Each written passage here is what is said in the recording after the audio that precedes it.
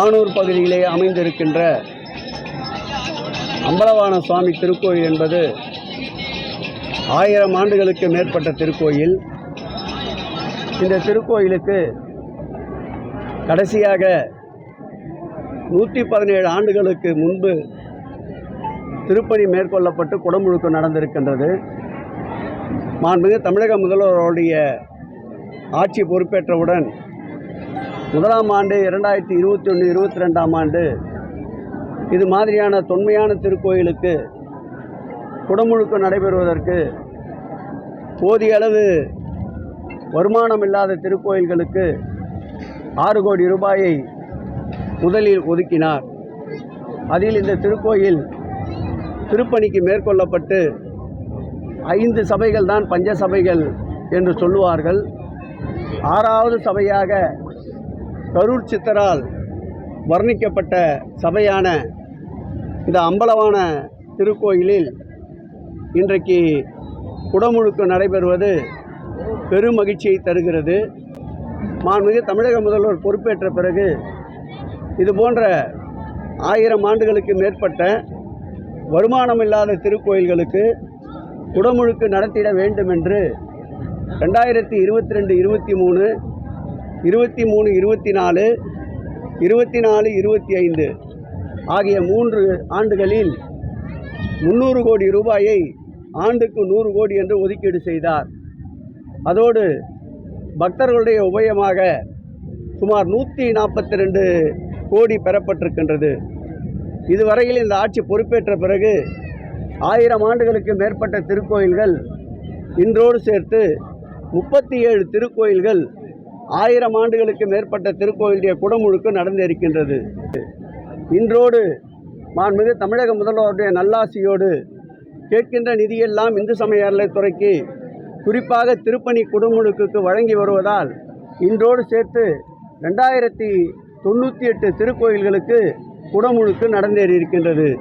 இன்று ஒரு நாள் மாத்திரம் 55 திருக்கோயில்களுக்கு இன்று ஒரு நாள் மாத்திரம் 55 திருக்கோயிலுக்கு குடமுழுக்கு நடந்தேறியிருக்கிறது என்பதை மகிழ்ச்சியோடு தெரிவித்துக் கொள்கிறோம். இதுபோன்ற திருக்கோயிலுக்கு, தொன்மை வாய்ந்த திருக்கோயிலுக்கு திருப்பணி குடமுழுக்கு, அதேபோல் பாரம்பரியம் வாய்ந்த திருத்தேர்கள் பாதுகாப்பு, திருத்தேர்களுடைய கொட்டகை பாதுகாப்பு, அதேபோல் திருக்கோயிலுடைய திருக்குளங்கள் பாதுகாப்பு என்று நூற்றுக்கணக்கான திருப்பணிகள் மேற்கொள்ளப்பட்டு வருகின்ற ஆட்சி மாண்புமிகு தமிழக முதல்வர் தலைமையிலே இருக்கின்ற இந்த ஆட்சி என்பதை தெரிவித்துக் கொள்கிறேன். போன்ற எண்ணற்ற திருக்கோயில்களுக்கு இந்த ஆட்சி ஏற்பட்ட பிறகுதான் 100 ஆண்டுகளுக்கு மேற்பட்ட திருக்கோயில் என்று சுமார் 16 திருக்கோயில்களும், 100 ஆண்டிலிருந்து 50 ஆண்டுகளுக்கு உள் இருக்கின்ற திருக்கோயில் என்று சுமார் 60 திருக்கோயில்களும் இந்த ஆட்சி ஏற்பட்ட பிறகுதான் குடமுழுக்கு நடைபெற்றிருக்கின்றது என்பதை மகிழ்ச்சியோடு தெரிவித்துக் கொள்கிறோம். இன்றைய தினத்தில் வரையில் நடைபெற்ற 2098 குடமுழுக்குகளோடு சேர்த்து இந்த ஆண்டு இறுதிக்குள் அந்த குடமுழுக்குகள் 2250 தொடுகின்ற அளவிற்கு திருப்பணிகளை முடக்கிவிட்டிருக்கின்றோம். குடமுழுக்குகளும் நடைபெறும் என்பதை மகிழ்ச்சியோடு தெரிவித்துக் கொள்கிறோம். 805 திருக்கோயிலுக்கு சொந்தமான 6703 கோடி மதிப்புள்ள சுமார் 6853 ஏக்கர் நிலம் இந்த ஆட்சி ஏற்பட்ட பிறகு கைப்பற்றப்பட்டிருக்கின்றன.